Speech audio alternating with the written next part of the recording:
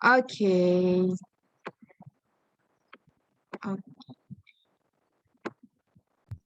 Alright, so hari ni kita masuk ke chapter yang chapter akhir, subtopik akhir, chapter akhir daripada bab 12 tenaga nuklear, iaitu tenaga nuklear di Malaysia. Okay, so kita tengok dulu. So pertama sekali, untuk bab-bab yang 12.1 dan sebagainya, kita dah belajar pasal apa itu tenaga nuklear, kita dah belajar pasal apa implikasi dia, kesan baik, kesan buruk sistem tenaga nuklear ini untuk masyarakat lah, especially manusia lah kan. So jadinya di sini, apakah kewajarannya? Wajar sangat ke? Tenaga nuklear ni ada kat Malaysia. So dekat Malaysia, basically dekat Malaysia kita ada sumber tenaga asli. Sumber tenaga yang kita pakai sendiri. So 70% daripada sumber tenaga So 70% daripada sumber tenaga yang dijana adalah daripada gas asli. So dekat Malaysia kita kaya dengan petroleum, gas asli, arang batu. So itu adalah sumber daripada bahan fosil yang kita tak boleh nak perbaharui. So, okay, ni. Contohnya ini adalah sumber gas asli yang biasa kita guna untuk masak-masak tu. Okay, and then kita ada sumber utama kita juga iaitu arang batu. Okay, dan kita ada sumber kita yang antara sumber yang kita kaya dekat Malaysia iaitu petroleum. Okay, sumber minyak dalam tanah laut tu. Petroleum dan yang cikgu tak jelaskan tadi ini. Sistem hidrolik ataupun tenaga hidro. So ini pun salah satu penyumbang tenaga elektrik dekat Malaysia. Sebab kita kaya lah dengan empangan-empangan di sini kan. Okay. So jadinya persoalannya dekat sini. So wajarkah pembinaan stesen jana kuasa nuklear dekat Malaysia? Perlu ke tak perlu sebenarnya ni? Untuk ada stesen jana kuasa dekat Malaysia ni. So ini adalah perdebatan di antara dua kawan kita ni, Alia dengan Arif. So Alia berpendapat bahawa Malaysia perlu membina stesen jana kuasa nuklear untuk menampung permintaan pengguna terhadap tenaga elektrik yang semakin meningkat. So baguslah. Kita dapatlah tampung tenaga elektrik kita berbanding daripada kita nak fokus pada sumber gas asli, arang batu, petroleum, hidro dan sebagainya kan.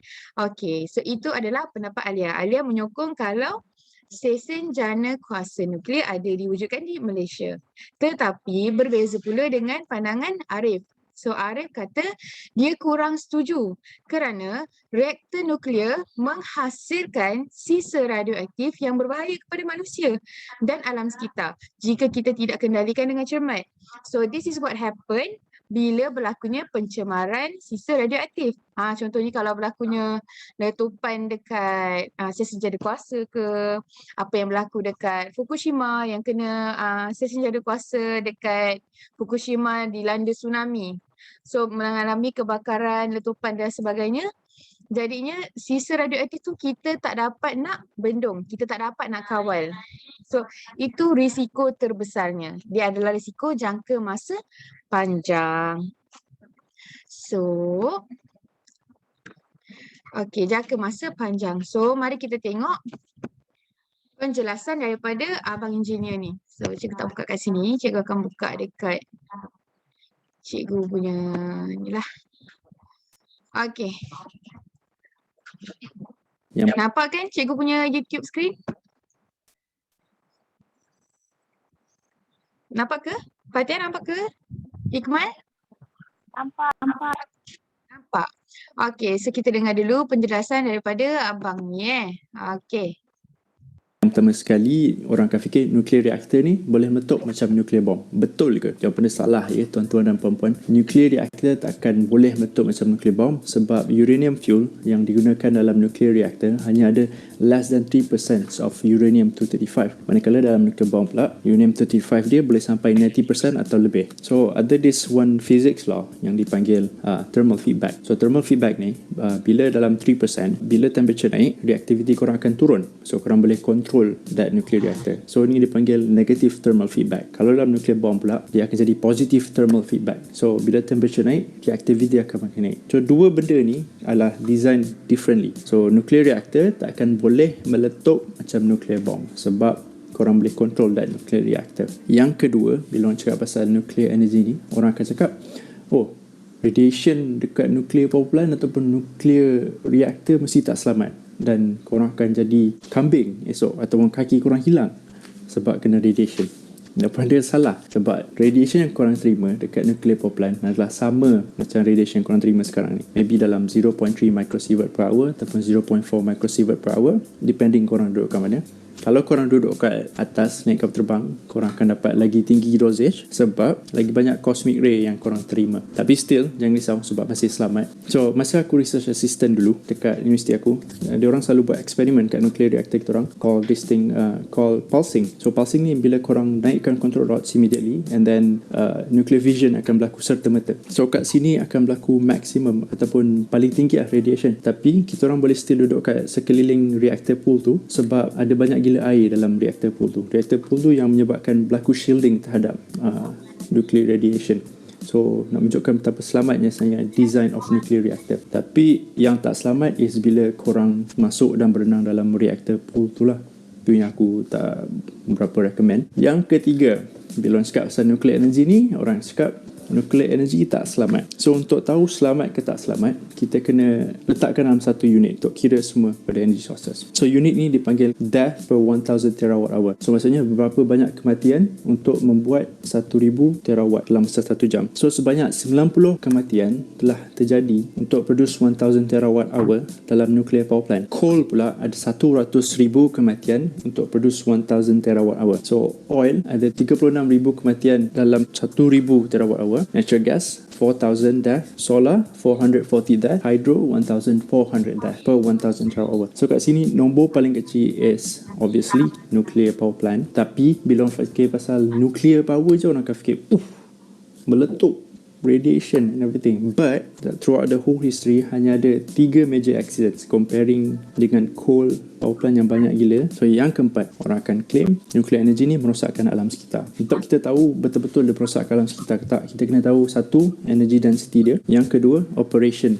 dia orang macam mana. So uranium pellet about this size, lembu jari. Tapi ni yang bukan yang betul lah. Kalau aku ada yang betul, aku rasa aku dah kena tangkap. Itu hanya replika. So about that size of uranium pellet boleh produce the same amount of energy untuk 564 liter of oil dan juga 1 ton of coal, barang batu, dan juga 48,138 liter of natural gas. Lagi tinggi energy density korang, lagi sikit material korang guna. Dan lagi sikit material korang guna, lagi sikit jet waste yang korang akan generate. Dalam operation diorang pula, the full life cycle of nuclear power plant akan produce less than 60 gram of carbon dioxide per kilowatt hour, manakala coal akan produce 1,002 gram of carbon dioxide per kilowatt hour. Natural gas akan produce 412 of carbon dioxide per kilowatt hour. So kat sini paling kecil obviously nuclear, but sebab nama dia nuclear je orang tak tengok. Dan untuk produce the same amount of energy of 1 gigawatt hour, solar power plant memerlukan sebanyak 75 ganda lagi tanah. So korang kena toreh tanah untuk produce the same amount of energy. Dan juga kalau korang guna wind energy, 360 kali ganda tanah korang perlukan untuk produce the same amount of energy. Yang kelima, bila orang cakap pasal nuclear energy ni, orang cakap tiada solution kepada nuclear waste. Jawapan ini juga salah. Sebab nuclear industry is the only industry yang menitik beratkan tentang nuclear waste dia pergi kat mana, dan juga everything dah diletakkan dalam cost dan capital cost diorang, perkiraan dia. So, throughout the whole history, United States dah menggunakan 99 nuclear reactor dekat negara diorang, dan sejak 1960 diorang punya waste hanyalah sebesar satu padang bola. So kat situ menunjukkan betapa sikitnya waste yang diproduce oleh nuclear power plant, dan 97% of it korang boleh recycle dan korang boleh generate lagi energy dan for other industrial purposes. So aku rasa sampai di situ saja ilmu dan pengetahuan aku untuk share kepada korang. Jumpa lagi di lain hari. Assalamualaikum. Alright, so itulah penerangannya mengenai nuklear. Okay, so basically nuklear ini tak berbahaya. Kalau kita kendalikan dengan cara yang betul. So sebab dia kurang pencemaran alam sekitar. Yang tadi yang abang tadi ni jelaskan kan tadi kan. So, kurang pencemaran sekitar, sisa pembuangan radioaktif pun tak banyak. And then sumber tenaga dia tu pun boleh diperbaharui dan dia boleh direcycle lagi dengan sisa-sisa dia yang sebelum ni. So jadinya wajarlah sepatutnya kan ada sistem nuklear ni kan. Sebab itulah banyak negara yang gunakan sistem nuklear ni. Tapi bila kita nak buat dekat Malaysia, kita kena take note satu point ni. Poin yang utama yang kita kena take note dekat Malaysia ni adalah okey, cikgu buka balik. Mana slide cikgu ni? Okey, so bagi nak melaksanakan pembinaan sesejahtera kuasa kat nuklear dekat Malaysia ni, kita kena ambil kira beberapa faktor. Faktor ni mestilah faktor yang bersesuaian dengan negara kita. So, kalau kita tengok daripada yang pertama, faktor pertama, kalau untuk bahan api macam arang batu, gas asli, so petroleum, so hydro, semua benda ni akan habis tau sebab dia bukan dia bukannya tenaga yang boleh diperbaharui. So oleh kerana dia bukan tenaga yang dia adalah tenaga yang tak boleh diperbaharui, sampai satu masa dalam 10 tahun lagi ke 100 tahun lagi ke kita tak tahu kan, sampai satu masa tenaga ni akan berkurangan. So bila tenaga ni akan berkurangan, so jadinya makin sikit benda tu makin mahal lah harga dia kan, sebab orang nak produce pun tak ada saingan. Jadinya bila harga dia makin sikit, so kos dia pun makin tinggi. So pembekal-pembekal pun akan jual dengan lebih mahal. So itu akan merugikan lah ataupun menambahkan lagi kos kan. So yang kedua pula kita tengok kesan pencemaran oleh tenaga nuklear ni juga lebih rendah. Yang macam tadi dibincangkan kan, lebih rendah berbanding dengan sumber bahan api fosil. So in case kalau macam kita nak gunakan sumber tenaga macam arang batu dan sebagainya, kita tengok tadi kan kadar sumber tenaga itu kadar karbon dioksida yang dihasilkan daripada arang batu, macam kita nak buat proses pembakaran dan sebagainya, menghasilkan kadar karbon dioksida yang lebih tinggi nak dibandingkan dengan tenaga nuklear yang kita create tadi. So jadinya pencemaran kat situ pun lebih berkurangan. Dan kita tengok pula kalau nak laksanakannya ni, kita akan tengok kawasan yang strategik. So kawasan bagi nak membangunkan stesen jadual kuasa nuklear ni mestilah kawasan yang paling strategik. So kawasan yang paling strategik adalah di kawasan berhampiran dengan punca air bagi memudahkan proses penyejukan berlaku. So, mana kawasan yang paling banyak dengan sumber air adalah kawasan-kawasan berdekatan dengan pantai. Sebab kita nak gunakan proses penyejukan. So, proses penyejukan yang berlaku dalam rod thermal dan sebagainya tu memerlukan sumber air yang banyak. Sebab kita nak buat power plant tu sangat besar. Okay, dia macam the one big building yang paling besar macam tu yang ada lah kat Malaysia kalau kita nak create ni lah stesen jadual kuasa ni kan. So proses nak menyejukkan itu memerlukan sumber air yang bergeleng-geleng yang sangat banyak. So tempat yang paling sesuai adalah tempat-tempat yang berdekatan dengan pantai. So macam Fukushima. So contohnya Fukushima. So Fukushima tempat power plant dia betul-betul sebelah betul dengan pantai.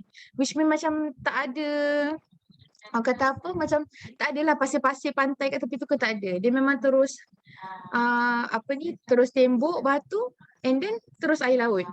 Sebab dia nak direct circle dia tu, nanti dia nak buat proses penjanaan kuasa dia, proses penyejukan dan sebagainya tu berlaku dengan lancar.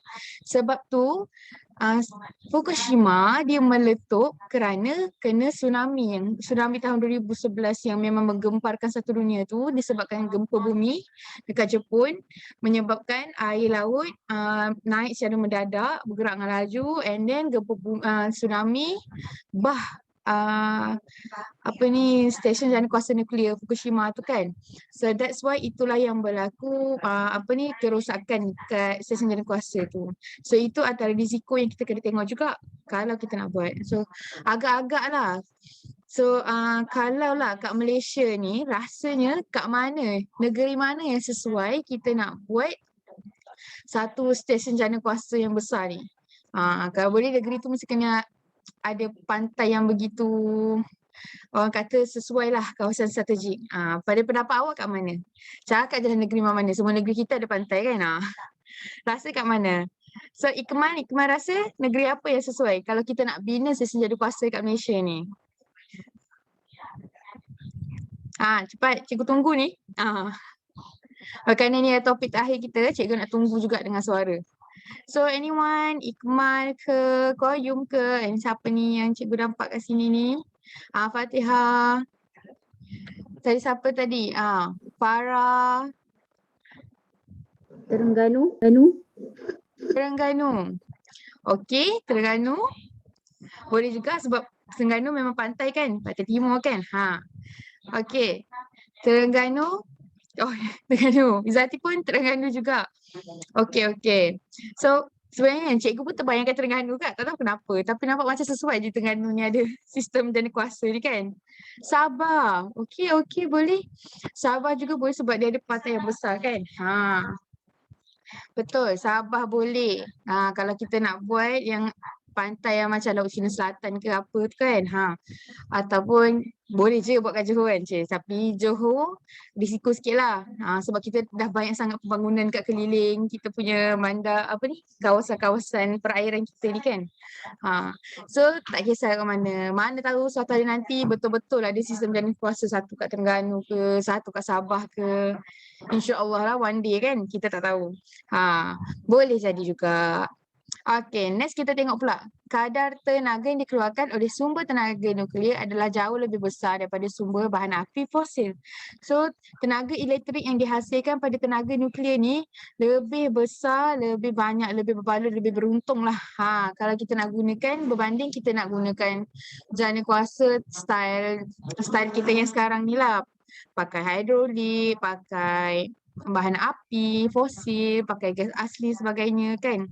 Untuk sumber-sumber macam itu, tenaga yang dihasilkannya agak terhad juga. Sejadinya sebab itu, lebih daripada 30 buah negara menggunakan tenaga nuklear sebagai alternatif sumber tenaga elektrik bagi negara mereka.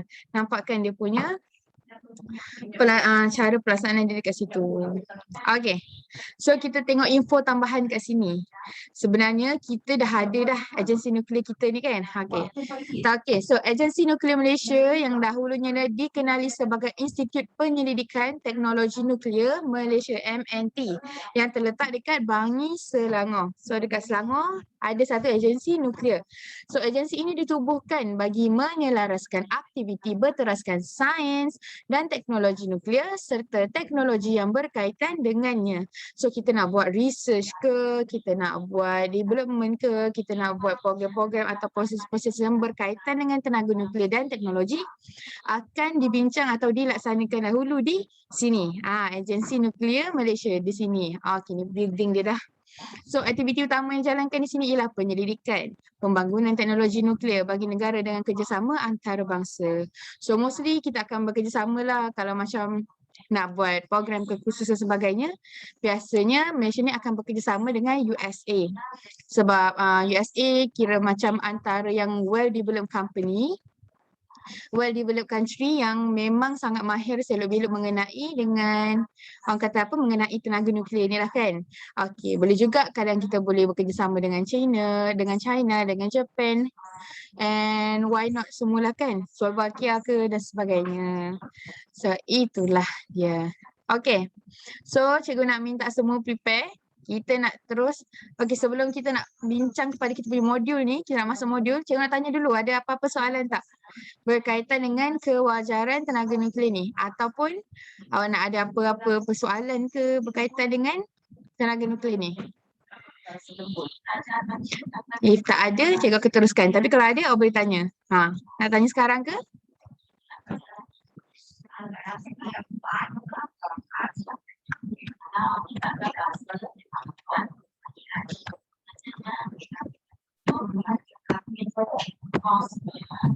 Tiada. Okay. So kira ni Izzati mewakili semua lah ni. Okay. So kerana tiada, standby semua, buka modul masing-masing. Kita nak tengok ni perbincangan modul kita ni. Modul untuk bab 12.1 ni sangat ringkas, pendek je, 2 page je. So kewajaran pembinaan sistem jana kuasa nuklear di Malaysia. Saya wakil. Okey, tak apa. Okey, ready kita nak bincang pasal modul kita ni.